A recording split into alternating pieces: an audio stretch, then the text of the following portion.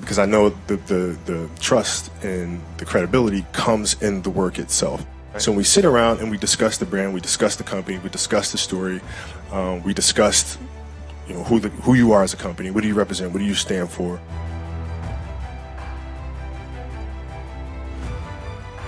I hopped on Twitter and I didn't know what the hell was going on with Twitter, and I just started throwing stuff out there, being my usual sarcastic self, and I threw out Mamba mentality and it caught on. I was like, oh wait, this is a rule book and the officials have to be in certain positions. So if you watch a game, you'll see officials sliding in different areas. So you have your slot official and so forth and so on. And so I read it to understand where they need to be in certain moments of time. So if I need to get away with a foul, we psych ourselves up too much. Like if you try to talk yourself into, oh, this is a big moment, this is a big shot, you're putting a lot of pressure on yourself. You shot that shot hundreds and thousands of times, just shoot another one. Because I've done it thousands of times before. It's like you getting up and doing a monologue. It's like breathing, man. You do it so often, do it so many times that you just do it again. If they don't feel that way, that it means they're not getting enough reps in. Because after a while, it's like downloading software. Once you download it, it's there.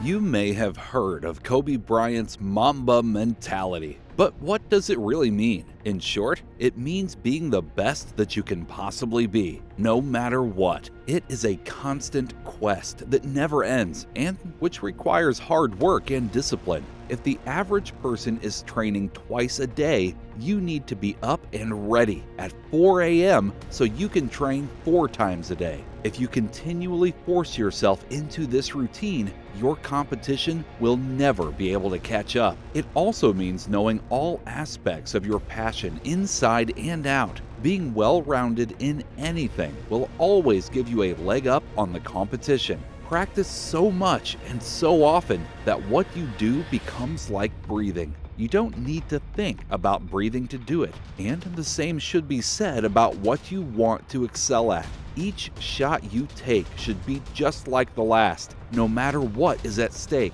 Regrets come when you know you haven't given it your all. Work hard every single day so that at the end of your race, you don't feel like you've left anything on the table. And when you get to that finish line, remember to pass on what you have learned to help those coming after you. The only way to surpass infinity is to help others and share knowledge. The ability to guide and lead others is largely based on empathy. Discover what they are feeling and thinking so that you can better help them on their journey. Gain this empathy not only for your teammates, but for your opponents as well. When you know what you are up against, you can use that Mamba mentality to make yourself into the winner that you are. The Mamba mentality simply means trying to be the best version of yourself.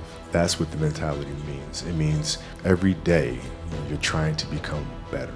If your job is to try to be the best basketball player you can be, to do that, you have to practice, you have to train. You want to train as much as you can, as often as you can. So if you get up at 10 in the morning, train at 11, right? 12, say 12. Train at 12, train for 2 hours, 12 to 2. You have to let your body recover. So you eat, recover, whatever. You get back out, you train, start training again at 6. Train from 6 to 8. And now you go home, you shower, you eat dinner, you go to bed, you wake up, you do it again, right? Those are 2 sessions. Right now imagine you wake up at 3, you train at 4. You go 4 to 6, come home, breakfast, relax, blah, blah, blah. Now you're back at it again, 9 to 11, right? Relax, and now all of a sudden you're back at it again, 2 to 4, and now you're back at it again, 7 to 9. Look how much more training I have done by simply starting at 4, right? And so now you do that, and as the years go on, the separation that you have with your competitors and your peers just grows larger and larger and larger and larger and larger. And by year 5 or 6, doesn't matter what kind of work they do in the summer, they're never going to catch up because they're 5 years behind. Right? So it makes sense to get up and start your day early because you can get more work in. After watching that film, I come to understand if I could work that hard every day with being blessed with the physical tools that I have, what would my career be? And I made a promise to myself from that day that I was going to work that hard every single day so that when I do retire, I have no regrets. And that was the most important thing for me, is to leave no stone unturned, get better every single day.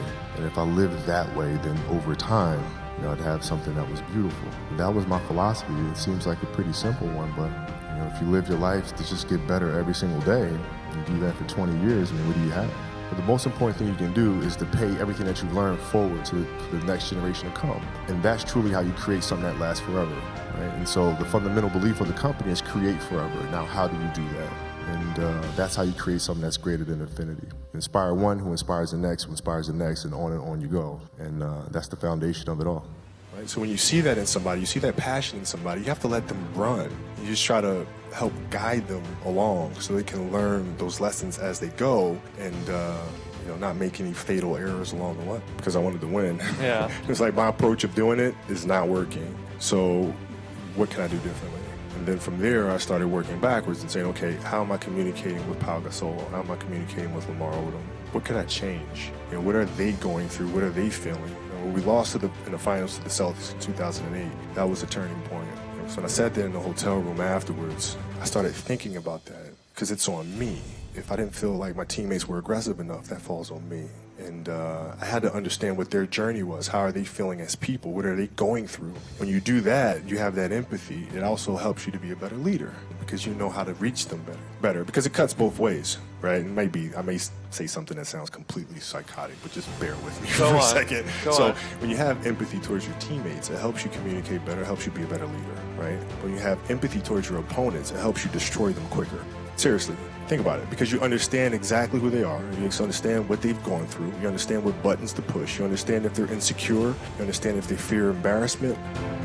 Thank you for watching. If you enjoyed this video, be sure to like, comment, share, and subscribe for more content.